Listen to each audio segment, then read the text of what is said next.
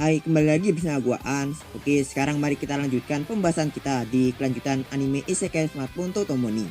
Ini adalah kelanjutan dari video sebelumnya. Jadi bagi yang belum menonton, bisa tonton terlebih dahulu agar cerita dan alurnya itu nyambung. Link ada di deskripsi seperti biasa, atau kalian bisa cek aja langsung di channel gua. Kalau sudah, mari kita mulai video ini. Oke, let's go. Kemenangan suku Rauri di upacara pemakasan di video kemarin dan menjadikan mereka suku pohon besar, suku raja.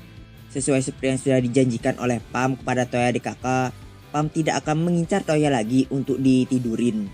Kemudian karena pertolongan Toya dalam mengalahkan suku Rivet juga, suku-suku pohon besar itu memutuskan untuk beraliansi atau bersahabat dengan Brunhild dan akan membantu jika Brunhild membutuhkan mereka.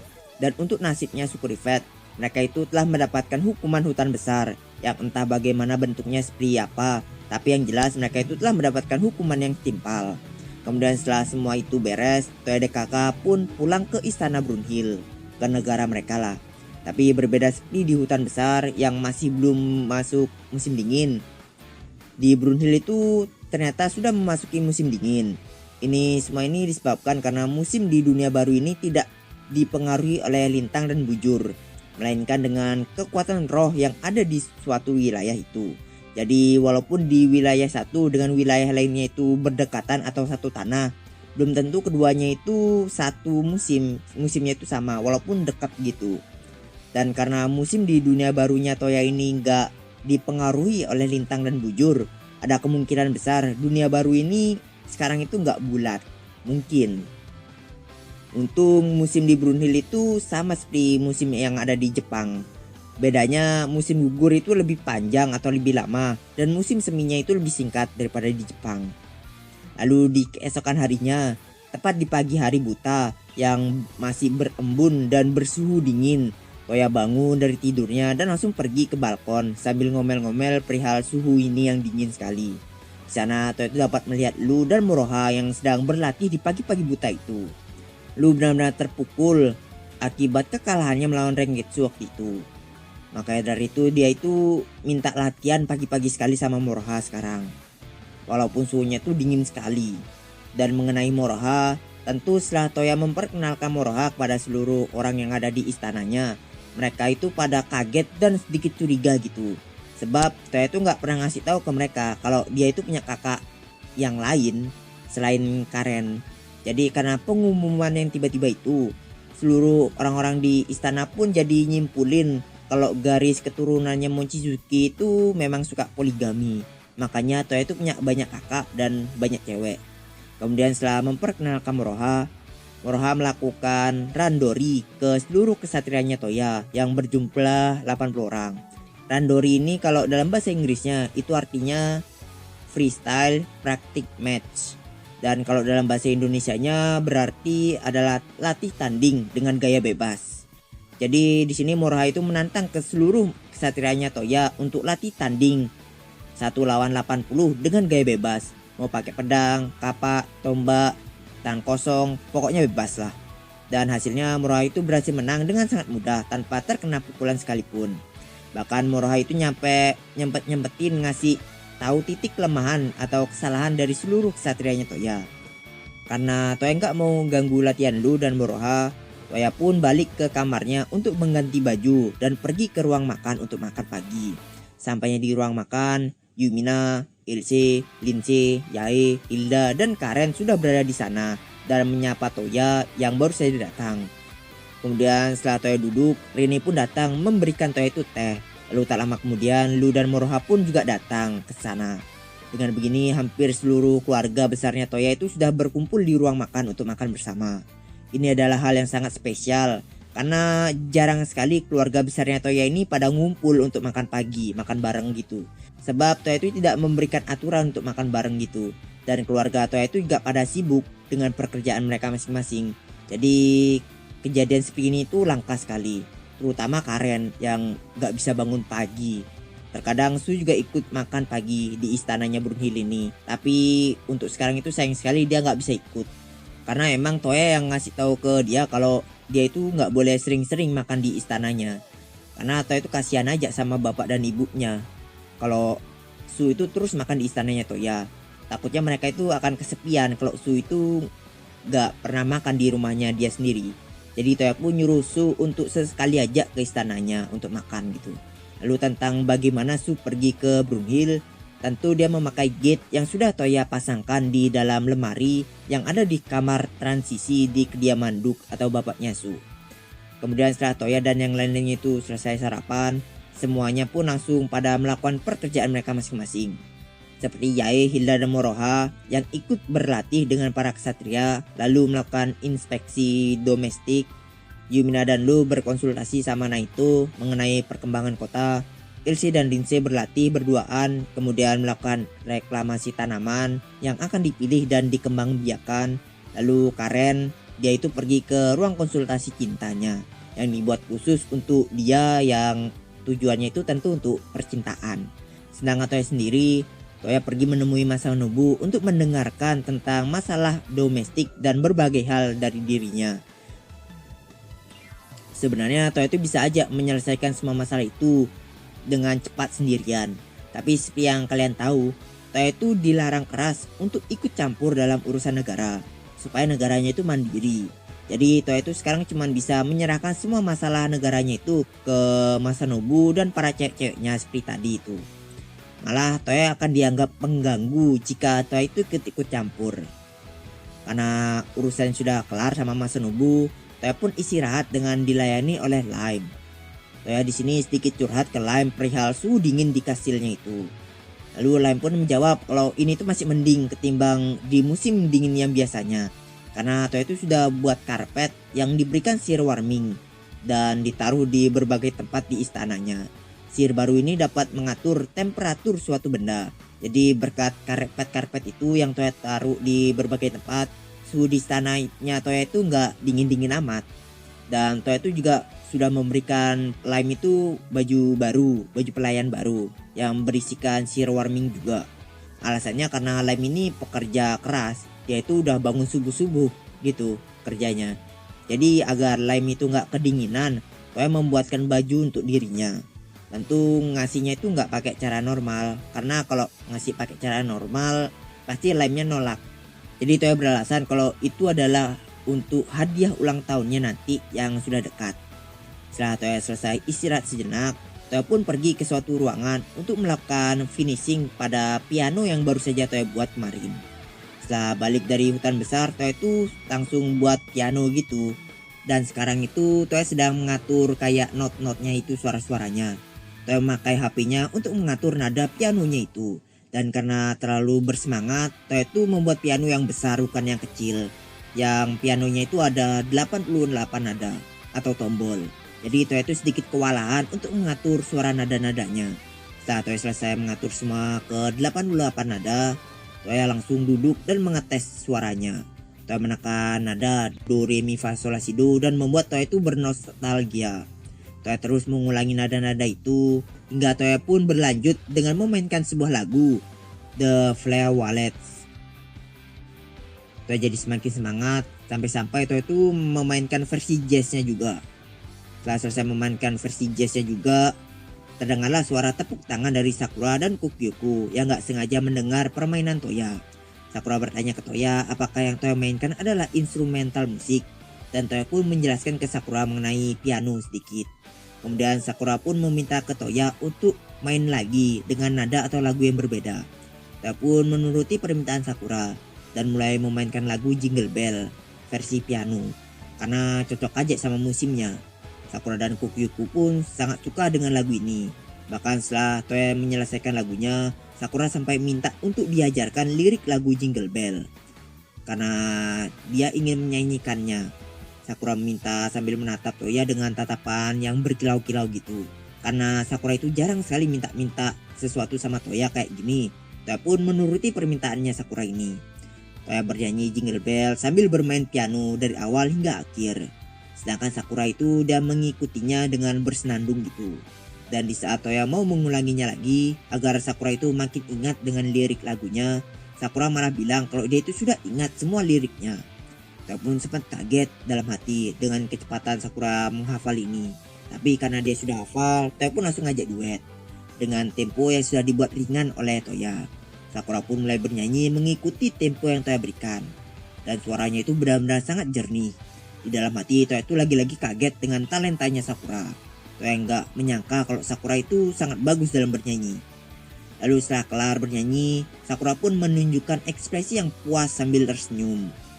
Toya memujinya dan bertanya kepadanya, apakah dulu dia itu adalah seorang penyanyi. Tapi karena Sakura masih dalam keadaan amnesia, dia tidak bisa menjawab pertanyaan Toya. Dia hanya menjawab kalau mungkin dia dulu menyukai musik. Lalu setelah itu Sakura minta diajarkan lagi lagu yang lainnya kepada Toya. Karena ada kemungkinan kalau ini tuh bisa jadi pemicu untuk mengembalikan ingatannya Sakura. Toya pun nurut lagi. Toya mengajarinya beberapa lagu pop, lagu terkenal, dan lagu anak-anak dari Jepang maupun luar negeri. Dan Sakura berhasil menghafal semua lagu yang Toya ajarkan hanya dengan sekali dengar saja. Sepertinya Sakura ini memang memiliki daya ingat yang sangat tinggi, tapi sangat ironis. Karena dengan daya ingat yang tinggi itu, dia itu malah kena amnesia.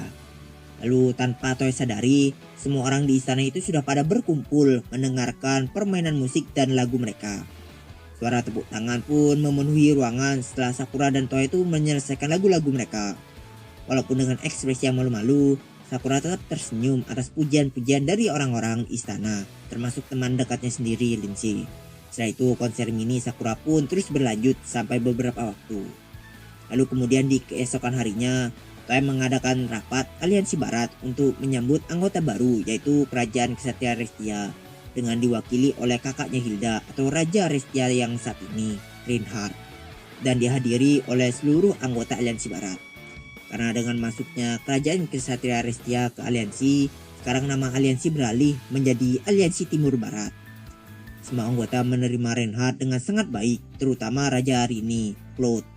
Karena Reinhardt dan Claude ini sama-sama raja baru dan juga anak baru di aliansi ini, jadi kayak perasaan senasib gitulah. Kemudian setelah penerimaan Reinhardt, atau lebih tepatnya Kerajaan Ksatria Restia, Raja Binatang Mismit pun mengganti topik tentang pencapaian Toya yang berhasil bersekutu dengan suku-suku hutan besar. Di sini agar tidak ada yang salah paham tentang bersekutu ini, Toya pun menceritakan semuanya kepada seluruh anggota secara detail tanpa ada kebohongan.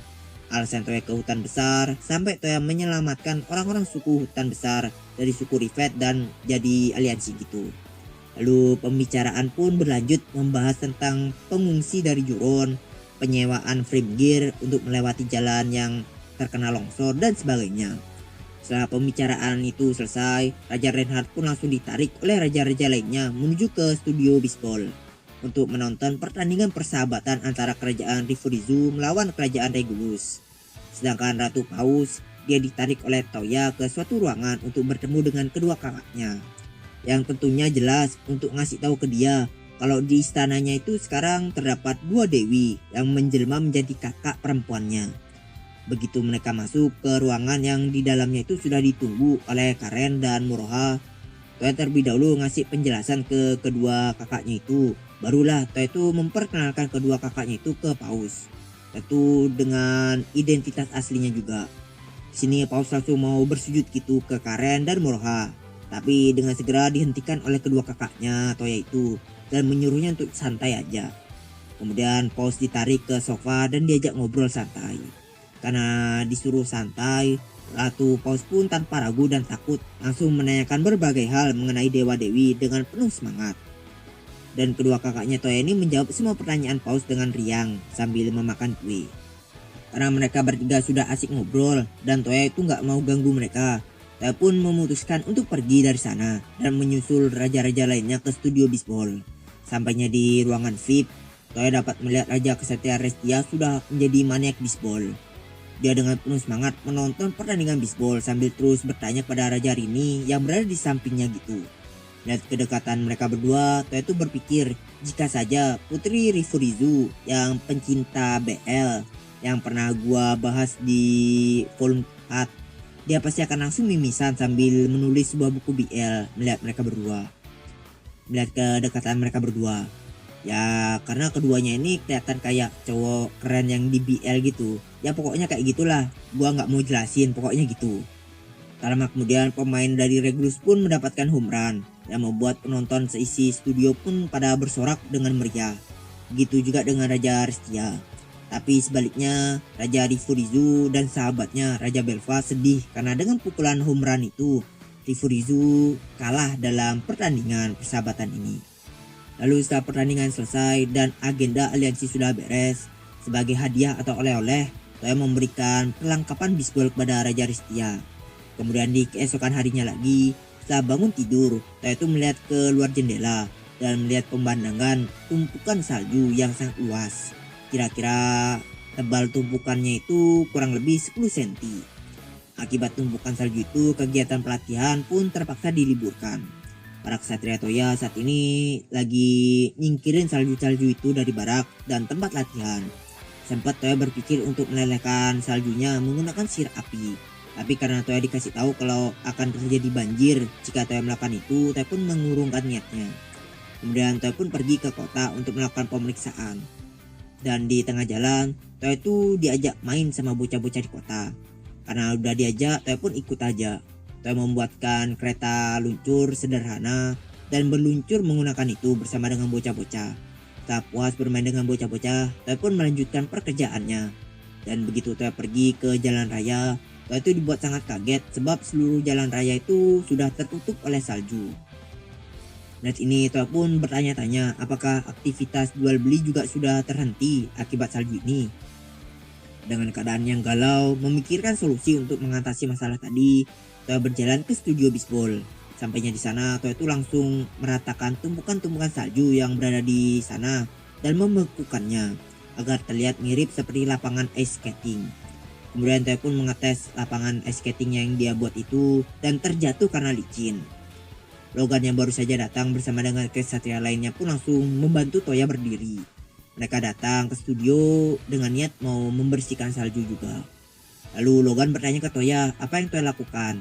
Dan Toya pun jawab kalau dia itu sedang berpikir untuk membuat arena skating. Logan dan ksatria lainnya nggak tahu apa itu skating pun bingung. Toya pun menjelaskan ke mereka secara singkat dan mengajari mereka juga. Pertama-tama Toya itu membuat pisau sepatu ice skating yang bisa dilepas pasang gitu dan menempelkannya di sepatunya tentu. Lalu Toya itu meluncur dengan sangat mulus di atas arena ice skating. Tapi Toya nggak berhenti di situ. Kemudian Toya itu mempercepat gerakannya dan berputar-putar beberapa kali seperti atlet ice skating gitulah. Benar jujur kali setelah chapter ini tuh gua bingung sama Toya. Bisa main piano, bisa main skating. Nih Toya ini sebenarnya dulu orang sugih atau gimana sih? Atau berbakat emang gitu, nggak tahu lah. Semoga di chapter kedepannya ini ada penjelasan lah atau flashback tentang Toya ini. Biar lebih jelas aja kehidupan Toya ini kayak gimana. Apa orang kaya kek? Atau memang dia itu punya talenta yang bagus kok bisa semuanya gitu loh. Ya, semoga aja ada. Oke, lanjut. Sama memamerkan skillnya bermain ice skating, terdengarlah suara sorakan kagum dari Logan dan para ksatria lainnya. Setelah itu Toya pun membuatkan pisau sepatu ice skating lagi untuk para ksatrianya itu dan Logan agar mereka itu juga mencoba. Awalnya mereka itu pada takut dan terjatuh, tapi beberapa saat kemudian mereka langsung bisa meluncur dengan sangat normal. Orang-orang dunia baru ini juga cepat belajar gitu ya, aneh sekali emang. Toya pun juga sempat kaget juga di sini. Lalu tak lama kemudian orang-orang kota pun pada datang dan melihat Toya dan yang lainnya itu main ice skating. Biar nanti nggak repot, dimintain buat pisau sepatu satu-satu sama warga. Toya pun membuatkan lagi pisau sepatu ice skating untuk semua orang sekarang. Dan beberapa saat setelah Toya itu membiarkan para warga main ice skating, dengan seketika studio ice skating ini pun langsung berubah menjadi tempat sakral yang dijauhi oleh para jomblo, tempat untuk ngedit. Ya kalian tau lah ngedit kayak gimana di tempat ice skating. Para jomblo atau Jonas yang gak kuat melihat pemandangan ngedit para pasangan segera langsung pada pulang setelah melihat mereka. Tapi masih ada beberapa yang uji nyali sambil mengetes kehokian mereka. Lalu kemudian datanglah Yumina yang tanpa Toya sadari berhasil memergoki Toya. Oh ya, gua lupa. Di sini posisi Toya sekarang ada di bangku penonton. Toya nggak ikut karena takut dibilang jomblo gitu, karena kan nggak ada pasangannya sekarang. Tapi karena sekarang Yumina itu telah datang, jadi Toya pun langsung ngajak Yumina untuk bermain ice skating bersama. Yumina pun menerima ajakan Toya dan terjadilah adegan romance antara Toya dan Yumina bermain ice skating. Lalu beberapa hari setelahnya, Kugyoku mendapatkan kabar atau informasi tentang lokasi reruntuhan Babylon selanjutnya. Toya mendengar informasi ini pun langsung bersemangat dan nanya di mana lokasi itu. Dan lokasinya itu ternyata terletak di tengah kerajaan iblis Zanousu, atau lebih tepatnya di daerah pegunungannya. Menurut rumor yang Toya ketahui, seperti namanya, mayoritas penduduk yang tinggal di kerajaan iblis Zanousu itu beras iblis. Pimpinan di sana memiliki julukan Mao atau Raja Iblis, dan Mao yang memimpin sekarang itu tidak ingin berhubungan dengan negara lain atau tertutup gitu. Jadi seluruh akses ke sana itu sudah pada ditutup. Terus lingkungan di sana sangat keras. Berbagai monster sihir dan subspesies pada mengamuk dengan bebas. Untuk memastikan rumornya lagi, Toya pun memanggil bawahannya yang beras iblis dan pernah tinggal di sana. Karena Toya itu mau kesanakan sekarang untuk ngecek reruntuhannya. Dan orang yang Toya panggil itu adalah seorang vampir muda dengan telinga lancip, mata merah dan kulit pucat. Namanya adalah Ruset.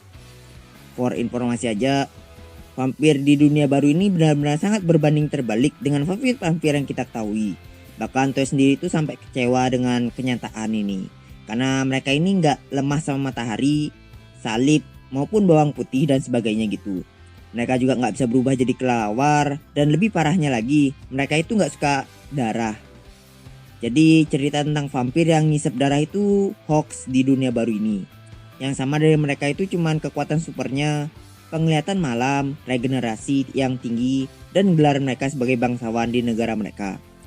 Karena gelar itulah yang menjadi alasan kenapa Toya itu nanya ke Ruset daripada ke Ksatria Iblis lainnya. Setelah Ruset datang ke ruangannya, Toya pun langsung nanya berbagai hal tentang kerajaan Iblis Zanousu. Rama Toya nanya apakah di kerajaan Iblis Zanousu itu terdapat ras manusia. Ruset pun menjawab ada, walaupun cuma minoritas. Karena walaupun kerajaan Iblis Zanousu itu memilih untuk tertutup, tapi bukan berarti mereka itu tidak menerima warga asing. Mereka memilih untuk tertutup alasannya karena lingkungan di sana itu sangat keras bagi manusia atau ras lain. Di sini Ruset memberikan beberapa alasan atau contoh gitu. Seperti contohnya pertama, perubahan suhu di sana itu sangatlah ekstrim. Pas siang panasnya itu kayak musim panas, sedangkan pas malamnya itu dingin kayaknya musim dingin. Lalu contoh kedua, jumlah monster sihir di sana itu sangatlah banyak. Saking banyaknya, orang-orang di sana itu nggak ada yang heran kalau ada orang yang hilang gara-gara monster sihir. Dan yang terakhir, makanan di sana itu nggak layak bagi manusia. Kayak jelly slime dan daging orc. Yang layak itu paling cuman sup cacing mini dan kelelawar raksasa panggang. Itu pun kalau manusianya mau makan itu. Jadi cuman manusia kuat dalam hal kekuatan maupun ketahanan yang bisa tinggal di sana. Dan juga nggak pilih-pilih makanan. Kemudian Toya nanya lagi apakah dia tahu tentang lokasi reruntuhan. Kayak reruntuhan gitulah. Sayangnya Ruset tidak tahu apapun mengenai reruntuhan. Karena sudah mendapatkan informasi-informasi tadi, Toya pun memutuskan untuk pergi ke sana sekarang juga dengan menyelinap tanpa mampir-mampir gitu. Sesudah atau sebelumnya. Toya pun bergegas dan menyuruh yang lainnya untuk tetap tinggal di istana. Karena Toya mau pakai fly supaya cepat gitu. Dan untuk bodyguard yang Toya bawa dari seluruh makhluk summonernya, yaitu Kohaku, Kokuyo Sango, dan Kukyoku, Toya membawa Kohaku karena Kohaku itu menang lotre yang dibuat sama Yumina. Setelah semua persiapan sudah beres, Toya dan Kohaku pun pergi ke lokasi reruntuhan Babylon. Toya berteleport ke Euron agar perjalanannya itu lebih cepat. Kemudian dari situ terbang ke lokasi reruntuhan sambil membawa Kohaku menggunakan Leviathan. Dan juga sambil menyembunyikan diri mereka menggunakan Shield Invisible. Agar perjalanan Toya itu gak ketahuan sama orang-orang dari kerajaan Zanousu. Di tengah perjalanan ke lokasi reruntuhan, Toya itu sempat bertemu dengan sepasang ras iblis Harpy. Penampilan mereka itu sama kayak harpy-harpy yang kita ketahui. Seperti tangannya itu yang berbentuk sayap, memiliki kaki burung, lalu kepala dan badannya manusia dan sebagainya. Selain itu Toya juga dapat melihat pemandangan kerajaan iblis Zanousu yang tidak terurus dari perbatasan sampai luar kota karena banyaknya monster sihir. Suhu di sana pun juga sangat panas. Padahal di sana itu lagi nggak musim panas. Lalu tak lama kemudian, di saat Toya dan Kohaku sampai di gunung tempatnya reruntuhan itu berada, tiba-tiba datanglah bawahan Kugyoku, seekor burung kondor berwarna biru yang datang ingin mengawal Toya dan Kohaku ke lokasi reruntuhan. Hingga singkatnya, Toya dan Kohaku pun sampai di lokasi reruntuhan. Reruntuhan ini terhimpit oleh pegunungan dan memiliki gerbang yang mirip seperti Triangle Arch. Tingginya itu sekitar 3 meter dan di dalamnya itu terdapat sebuah ruangan yang berisikan 6 pilar batu setinggi pinggang yang di atasnya itu terdapat Hakoro atau kuil-kuil ala Jepang gitu. Dan di dalam Hakoro itu terdapat batu sihir yang berbeda-beda. Ya bisa dibilang ke-6 pilar itu adalah pilar sihir untuk mengaktifkan teleport ke Babylon. Ya kayak biasanya gitulah. Tapi beda seperti reruntuhan-reruntuhan sebelumnya. Di reruntuhan kali ini, sebelum Toya itu mau mengaktifkan semua pilar itu, Toya itu terlebih dahulu harus menyelesaikan sebuah teka-teki di setiap pilarnya. Jika Toya menjawab salah, maka akan terdengarlah suara kayak acara-acara kuis di TV yang menyatakan kalau jawaban Toya salah. Dan Toya akan disuruh mengulangi kembali dari awal atau dari teka-teki pertama. Sedangkan kalau Toya berhasil, maka akan terdengar suara juga yang menyatakan kalau jawaban Toya itu benar. Dan Toya dipersilahkan untuk lanjut ke teka-teki berikutnya. Karena aturan ini, Toya itu jadi mengalami kesulitan. Di teka-teki pertama terdapat 2 kolom. Kolom kanan dan kolom kiri. Yang di kiri terdapat sebuah poligon atau figur gambar yang dijajarkan dari atas ke bawah. Seperti yang sudah gue tampilkan. Sedangkan di kolom kanan itu nggak ada poligonnya atau kosong, nggak ada gambarnya. Lalu di atas kolom-kolom itu terdapat sebuah petunjuk atau soal gitu yang berisikan urutkan dengan benar figur atau poligon di kanan dari atas ke bawah. Menggunakan batu sihir yang ada di kuil dengan membayangkannya sambil mengalirkan sihir ke batu itu. Di teka-teki pertama ini Toya itu benar-benar sangat kebingungan. Karena seperti yang gua jelasin tadi, di kolom kanan itu nggak ada figurnya. Tapi di petunjuknya itu Toya itu suruh ngurutin. Karena hal itu Toya pun berpikir mungkin petunjuknya itu cuma ngecoh aja untuk pengecoh aja. Jadi Toya pun nyoba melakukan sesuatu ke poligon yang di kiri. Pertama Toya itu nyoba ngurutin titik-titik di dalam setiap poligon dari yang terendah ke besar. Tapi jawaban itu salah. Kemudian Toya nyoba ngurutin lagi dengan garis lurus yang ada di setiap poligon. Tapi lagi-lagi jawabannya salah. Toya terus mencoba memecahkan teka-teki ini hingga beberapa menit kemudian akhirnya Toya pun berhasil menebak teka-teki itu. Tapi bukannya senang, Toya malah sangat kesal. Bahkan kalau nggak dihentikan Kohaku, mungkin Toya itu udah menendang pilar itu. Sebab Toya itu merasa kalau dia itu telah dibodoh-bodohin sama teka-teki ini. Karena jawabannya itu simpel kali. Toya itu cuma harus memindahkan poligon di kiri ke kanan. Udah simpel itu aja. Karena itu makanya Toya itu kesal sekali. Lalu setelah suasana hati Toya sudah tenang, Toya dan Kohaku pun lanjut ke pilar kedua atau teka-teki kedua. Di teka-teki kedua, Toya di sini dikasih sebuah soal cerita. Soalnya itu seperti berikut. Terdapat 8 koin dan 1 timbangan. Yang di antara 8 koin itu ada 1 yang palsu. Koin yang palsu ini lebih ringan daripada koin yang asli. Jadi gunakan timbangan tadi untuk menemukan koin yang palsu. Dan pertanyaannya, tebaklah seminimal mungkin berapa kali percobaan yang harus dilakukan untuk menemukan koin yang palsu. Soal yang sangat sulit untuk dipahami dan sedikit mengecoh. Tapi Toya itu berhasil menjawabnya dengan hanya dalam sekali jawab. Dan jawabannya itu adalah 1 kali percobaan. Sebab di soalnya tadi tidak ada batasan maksimal atau minimal dalam mencoba untuk mencari koin yang palsu. Di sana cuma tertulis kalau Toya itu harus menebak seminimal mungkin. Jadi jawabannya jelas 1. Karena nimbang-nimbang ini gampangnya itu membutuhkan kehokian. Jadi kalau hoki bisa aja dalam sekali timbangan 1 koin gitu kanan kiri bisa aja langsung ketemu yang mana yang palsu yang mana yang asli. Sedangkan kalau kalian nggak hoki mungkin nggak nemu langsung berapa kali coba gitu, bisa 2 kali, bisa 3 kali bahkan lebih. Dan yang diminta itu menebak seminimal mungkin tanpa ada batasan minimal dan maksimal percobaan. Jadi jawabannya adalah 1 kali percobaan dan jawaban itu benar. Lalu lanjut ke teka-teki ketiga. Sekarang Toya itu dihadapi dengan teka-teki tipe tebak-tebakan tapi yang biasa. Awalnya Toya itu ragu apakah ini benar-benar tebak-tebakan biasa. Tapi setelah dicek ternyata benar kalau ini itu cuma soal tebak-tebakan biasa. Gak ada triknya, gak ada pengecohnya seperti sebelumnya. Dan teka-tekinya itu atau soalnya itu seperti berikut. Toya disuruh menjawab kotak kosong di atas. Untuk menjawab soal itu Toya itu menggunakan rumus kalkulasi persamaan. Yang mana pertama kita itu harus mengkelompokkan ke-4 baris angka itu menjadi 2 kelompok. 36 sama dengan 1 dan 108 sama dengan 3. Lalu 2160 sama dengan 2 dan 10.800 sama dengan kosong. Kemudian kalikan angka di kiri baris pertama dengan angka di kanan baris kedua, maka akan menghasilkan angka di kiri di baris kedua. Setelah dikalikan itu ketemulah jawabannya, yaitu 5. Lanjut ke teka-teki keempat. Sama kayak tadi, soal di teka-teki keempat ini juga tipe tebak-tebakan biasa. Untuk seterusnya pun juga sama. Di teka-teki keempat, soalnya itu seperti ini. Jadi ada 2 tali sihir yang nggak bisa dipotong. Dan jika dibakar, maka akan membutuhkan waktu sekitar 1 jam agar tali itu terbakar habis. Lalu bagaimana cara membakar kedua tali itu dalam 45 menit? Jawabannya, bakar tali pertama di kedua sisi, maka tali akan habis terbakar dalam waktu 30 menit. Sedangkan tali kedua, bakar satu sisi terlebih dahulu. Kemudian setelah tali satu sudah habis terbakar dan tali kedua itu sudah habis setengah, maka waktu yang terpakai adalah 30 menit. Setelah itu bakar tali kedua yang sisa setengah itu ke dua sisinya, agar tali kedua itu terbakar habis dalam waktu 15 menit. Jadi dengan begitu, kedua tali itu akan terbakar habis dalam waktu 45 menit. Lalu lanjut ke teka-teki kelima.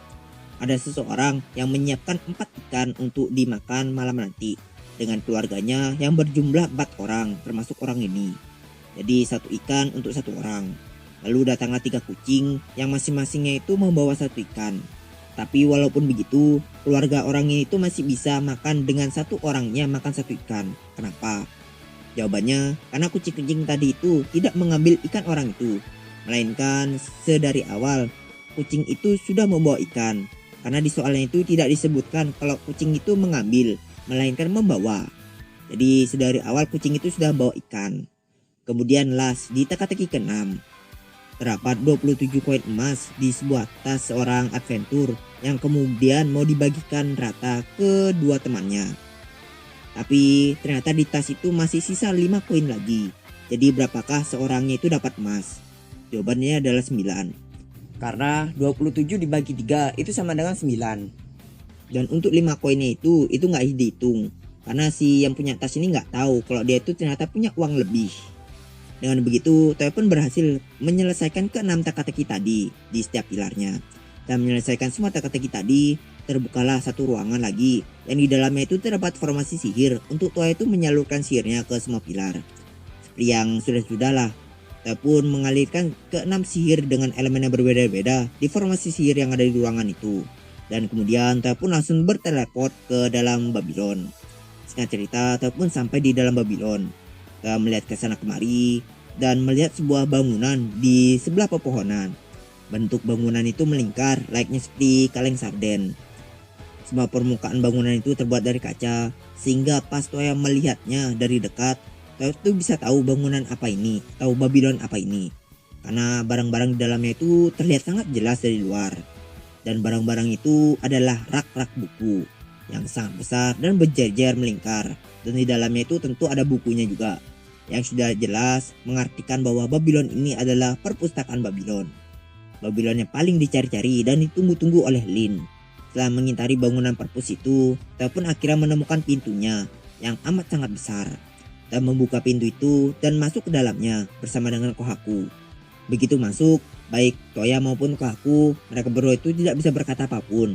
Melihat pemandangan buku di mana-mana yang sudah ditata rapi di dalam sebuah rak buku yang berjejer dan tingginya itu sekitar 10 meter. Karena dinding bangunan perpus ini dibuat melengkung ditambah dengan rak-rak buku yang berjejer, perpustakaan ini terlihat seperti labirin. Toya dan Kohaku pun berjalan menuju ke tengah bangunan dengan memakai refleksi dari kaca yang ada di atap untuk menemukan jalan. Tak lama setelah Toya berjalan, akhirnya Toya pun sampai di tengah bangunan. Di sana Toya dapat melihat meja dan kursi yang di atas mejanya itu terdapat tumpukan buku yang sangat banyak. Lalu di samping tumpukan buku itu ada seorang gadis yang duduk di sofa sambil membaca sebuah buku. Gadis itu tidak menghiraukan kedatangan Toya dan Kohaku. Dia malah tetap asik fokus membaca buku yang dia bawa. Gadis itu memiliki rambut pendek dan memakai kacamata. Dia memakai baju yang sama persis seperti gadis penjaga Babylon lainnya, yang mengartikan bahwa dia adalah penjaga perpustakaan Babylon ini. Toya pun mencoba untuk bertanya ke gadis itu, tapi sebelum Toya ngomong sesuatu, gadis itu terlebih dahulu bilang ke Toya untuk menunggu 30 menit lagi. agar dia tuh selesai membaca buku. Karena bosan menunggu gadis itu, Toya pun memutuskan untuk ikutan baca. Toya mengambil buku random tepat di sampingnya. Tapi sayangnya Toya itu tidak bisa membaca buku itu. Karena buku itu tuh ditulis dengan bahasa kuno. Toya pun memakai sihir readingnya untuk membaca. Setelah sihir Toya aktif, isi dari buku itu pun langsung diterjemahkan dari bahasa Paruteno kuno. Buku-buku lainnya yang berada di dekat Toya pun juga ikut diterjemahkan, yang mengartikan kalau buku-buku itu juga berbahasa Paruteno kuno. Di antara judul buku-buku itu ada satu buku yang membuat Toya itu sangat tertarik. Buku ini itu berjudul Pengenalan Dunia Malam atau Pengenalan Saat di Atas Kasur volume 1. Yap, buku tutorial cara melakukan yang baik dan benar. Sorry gua nggak bisa ngasih tahu, pokoknya gitulah, kalian pasti tahu lah. Toya membaca buku itu sangat serius sekali. Sampai-sampai Toya itu lupa waktu. Toya baru bisa lepas dari buku itu ketika gadis penjaga perpustakaan Babylon tadi selesai membaca bukunya. Dan kemudian nanya ke Toya sedang baca apa, kok serius sekali. Toya pun kaget dengan kedatangan gadis itu, sedangkan gadis itu bingung. Tapi seakan gak peduli, dia kemudian menyambut Toya di perpustakaan Babylon ini dan memperkenalkan namanya, yaitu Iris Pham atau panggilannya Pham. Toya pun juga memperkenalkan dirinya, tapi dengan panik dan sedikit patah-patah. Toya juga langsung gerak cepat menyembunyikan buku sakral tadi ke belakangnya dan menaruhnya ke tempat semula.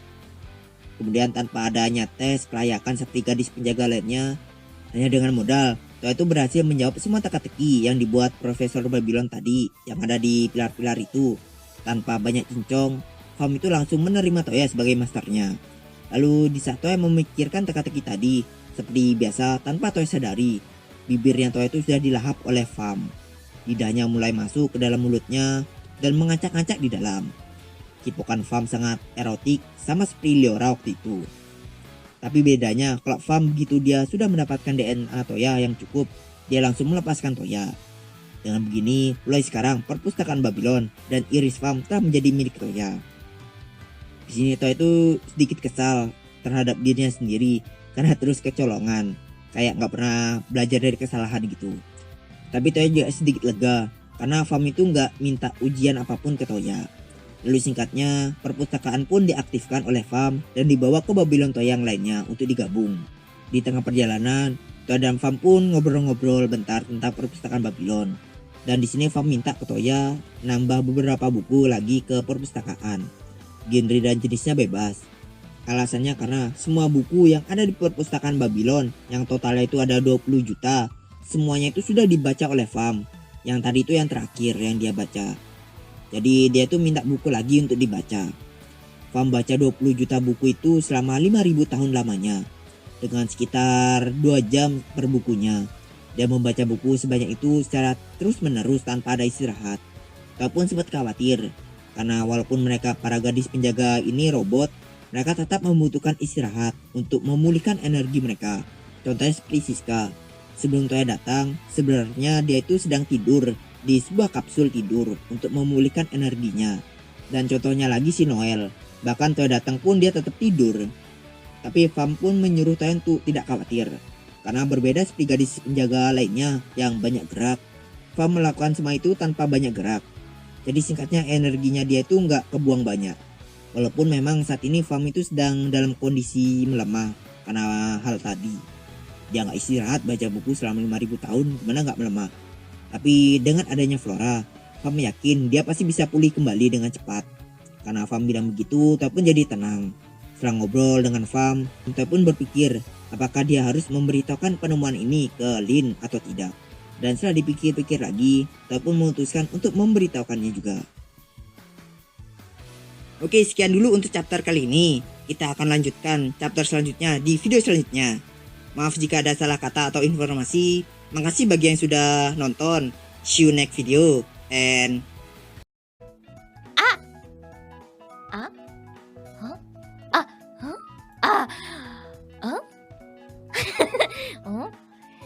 bye bye bye bye bye bye bye bye bye bye bye bye bye bye bye bye bye